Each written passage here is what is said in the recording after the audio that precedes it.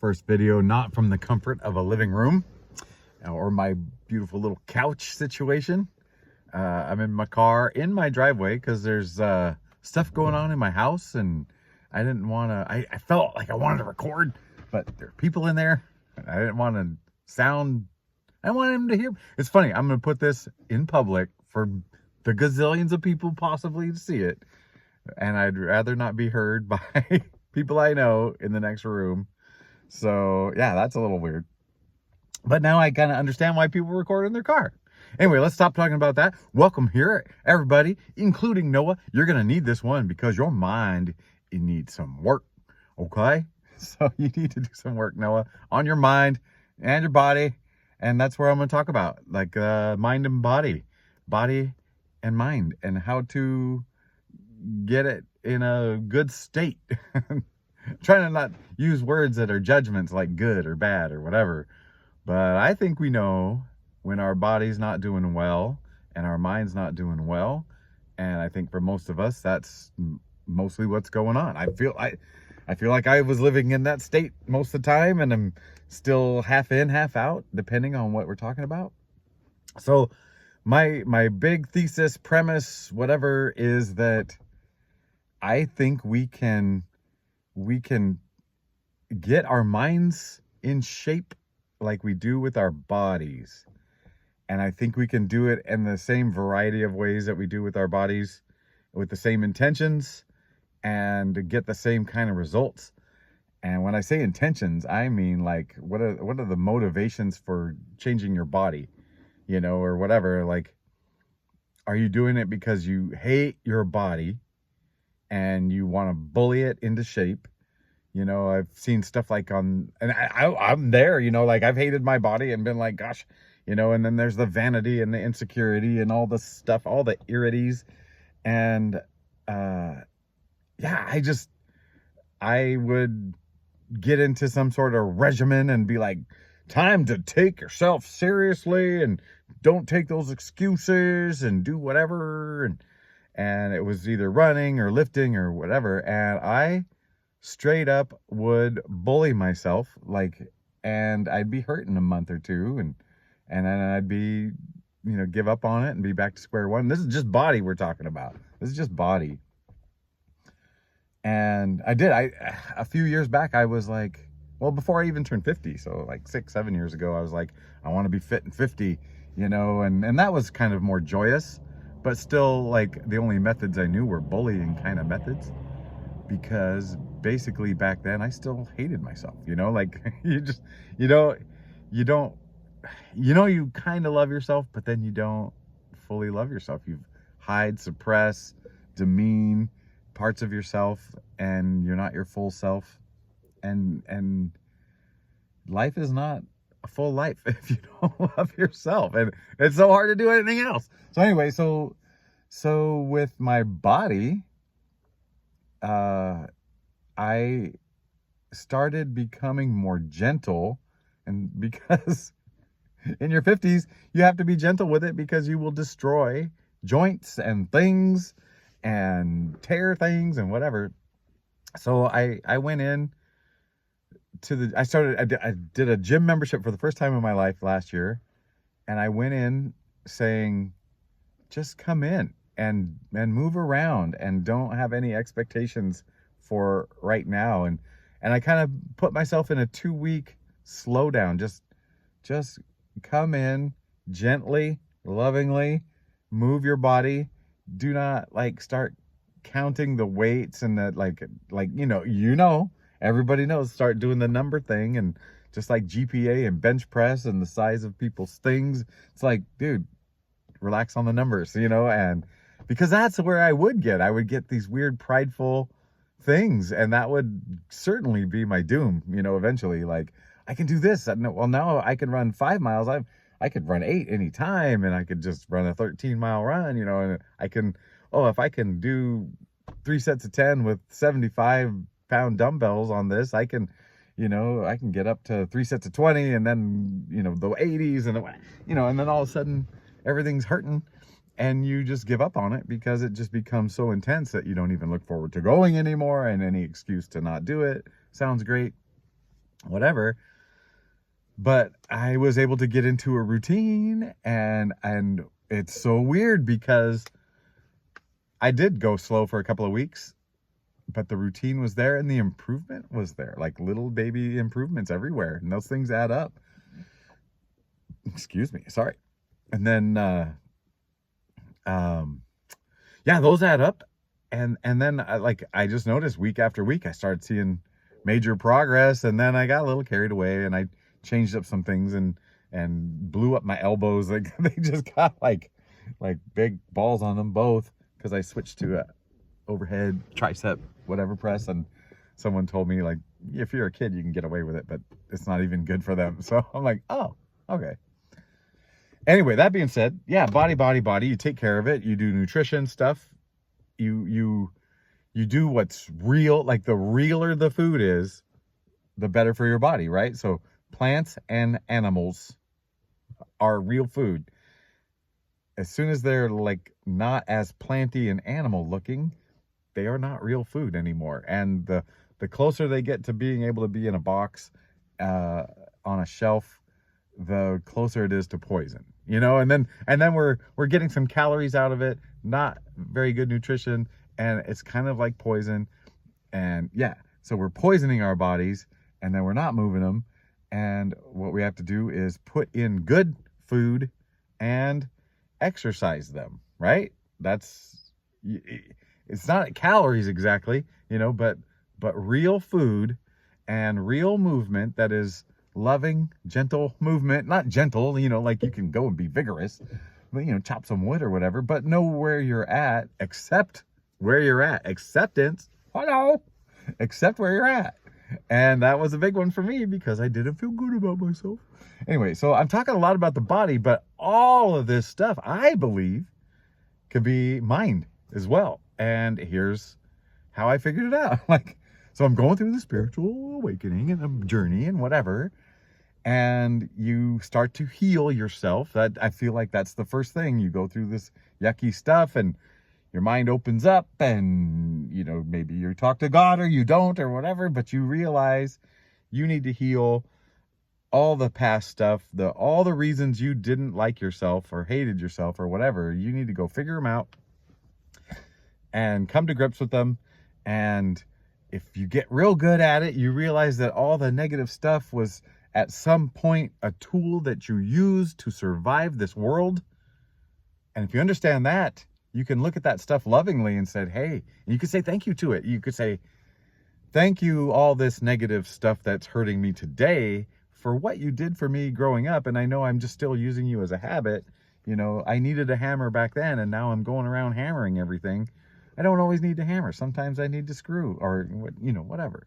So sometimes I need to cut. Anyway, that was kind of intentional to throw that in there. It's pretty funny.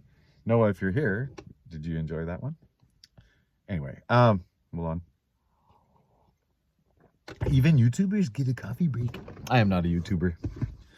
All right, so I am no one thing. I am a whole human being.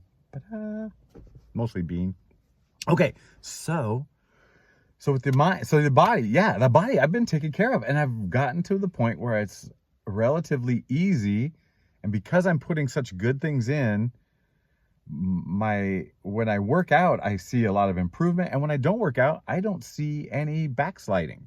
Like over Christmas time, I can gain a few pounds even if I'm not exercising, and it's just a few and it goes away. Like if I indulged in the cookies or the whatever, all the treats that come around Christmas and Thanksgiving. But it's just been so much easier the last few years because I'm putting good things in. And I think the same thing happens with your mind. So once you wrap up and you get healed and you start to love yourself, those things still come up, and you just realize what's happening. Like, oh my gosh, there's a negative thought. And for me, I don't know about you, but for me, I live in it for a second, or a minute or whatever. And sometimes months, like back in the day, months.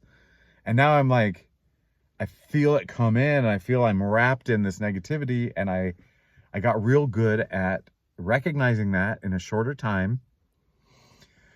I'd feel bad about it for a second, you know, like I'd be like, oh, I'm negative thought person, you know, like don't do that, you know, you're a bad person for letting it happen.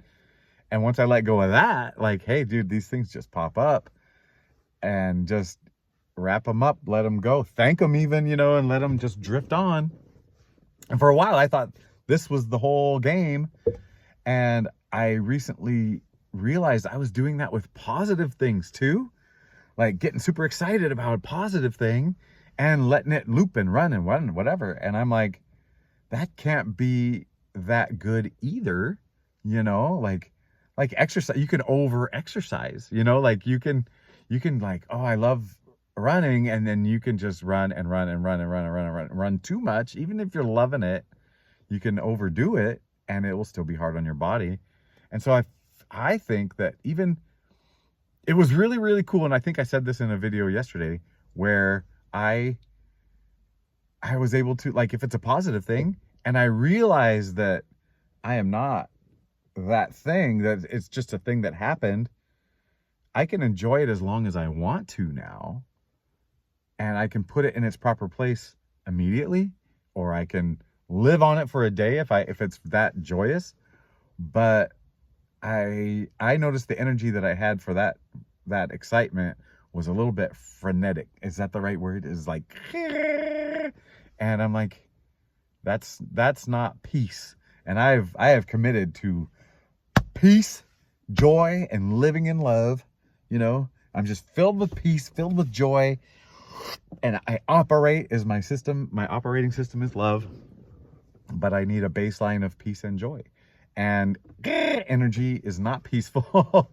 And so I'm like, there was a point, and even before I realized that I could ruminate on positive things, and that's probably not healthy either, just before that, in the last few weeks, I realized I am not my mind. Just like this entity that inhabits this body is not me. This body is what I was given, right? Like, and I understand that. I understand that I could be given this body from birth, or, you know, pre-birth or whatever. And it's mine to use. It's a disposable body, you know, really, like those old cameras. And once I've taken all my photos, it's a done deal. And I think I'm okay with that. You know, it's okay. But it's not a loaner because I don't give it back. It's what did I call it? Not temporary. What was the word? Oh my gosh, disposable. But you could tear it up the whole time you're using it, or you can treat it well. You can, you know, decorate it. You know, I've never put a tattoo on, but, you know, you can put lots of bracelets on and make it look pretty, and do your hair up, and, you know, put on snuffleupagus eyelashes, and wear glasses with big chunky frames, or cute little ones with no frames at all. And you can make yourself look like all kinds of things. You can put a cowboy hat and say howdy all the time. Whatever, you know, whatever. Wear Wranglers and have a chew ring in the back pocket, like old school, you know, like you can flip your collar up and make your body look too cool from the 80s, you know, whatever. And so it was really easy to understand that you are not your body. You have a body. It's just not you. And you can do what you want with it. Whatever that means to you. So I get that. That's easy to get. The brain even is part of the body. The brain is just hardware. And I feel like, okay, you inherited a brain. And I was like, you know, according to testing and stuff that we did all growing up, I feel like I've got good processing power. Whether that's a help or a detriment on the spiritual path, I feel like I have to do a brainy one. Like, instead, yeah, like I came with my own set of problems. And oh, there's a little thing. I know how to get rid of that. Yeah, I did it without stopping the recording. I'm getting so good on the technology. I got my phone sideways now. I'm in my car like a lot of people. Yeah. But anyway, so your brain, I get that your brain is hardware too. And I was like, okay, I was given a certain brain. But the mind, I don't know how the mind works and like how it's different from the brain or the whatever, but I know that my mind is conditioned, you know, like the brain isn't conditioned, or maybe it is. Maybe the wiring connections get a certain way, but my mind, the software that goes, is also not mine. And that is a weird one, because that's the one that's tied so much to your personality. Like, and people do it all the time. People do it to such a degree. Young people do it to such a degree that I can see it in them and recognize the falseness of it. Like, they say things like, my OCD. They don't have OCD. They just like things clean or whatever, or they're particular. But like, they would say, my OCD, my depression, my this, my that. They would take total ownership and create a whole identity over this outside thing. And I get it. I understand. I remember being a real little kid and like wondering what I am, you know, and trying on identities, and like, am I a cowboy type person? Am I a truck driving type person? You know, as a little kid, am I a professional soccer player type person? And just feeling like, I remember feeling like I had to find an identity, which is so weird, because now it's like, I don't want that. I don't want any identity. Like, just let me just be. And I will play some roles from time to time, and I will, you know, and know that that's not me. But anyway, the mind, man. Like, I didn't know we could do to our mind, or with our mind, what we do with our body. That we can control it. I never knew. And it's causing some wonderful things to happen. I feel like when I'm now more in control of the thoughts. But it's like also what we feed it. Just like what we put in, what we feed it helps it or hurts it. And if, you know, if we're feeding it positive stuff, that's got to be helpful. If we're feeding it negative stuff, negative stories, we're feeding the negative story, you're going to live in it longer. You're going to be more mind out of shape. Your mind's going to be out of shape, out of control. Yeah, I feel like it's a weird thing, because you can't get rid of it. Yeah, I can't get rid of my mind, but I feel like I've got the reins. I've got the reins of this horse, you know, a little bit. Yeah. And just like horses, you know, they are trained in different, maybe your mind is a horse and you are the trainer of the horse. That could be a thing. I don't know, but just, I'm out here in my car to loudly tell you, you can get a hold of that mind of yours. And I think the trick is to do it lovingly. Like, so maybe you have to heal all your wounds first, so you can kind of get back and love yourself and want to, you know, make your mind a loving, happy, joyous, peaceful creature. And I don't know, but I think if you just head that direction, you're on the right path. You're on the right path no matter what. You are on the right path no matter what. But when you start to control what's happening to your body, and how and control your body, what you put in, what you do with it, and take care of it, you can do the same thing with your mind. Once you're aware that you can, and I guess maybe this video is just an awareness to that, you know, and I all these videos, I'm working through things myself, so don't be like, oh yeah, he said this, and so he's right or he's wrong or whatever. I'm like, no, man, I am a child of this earth, just like you, figuring things out just like you. And I've watched videos of people just like me doing the same thing, and I've gotten some things from them and some things I didn't, because we live in different lives, and I'm living this life, you're living that life. We're trying to figure it out. But thank you for living your life, because it looks hard. I don't want to do it. Okay.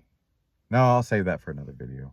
Something about, like, when you're born, like I'm talking about right now, like I was born with all my arms and legs, and working organs, and I was born healthy and without any pre-existing physical conditions, at least, and our brain conditions.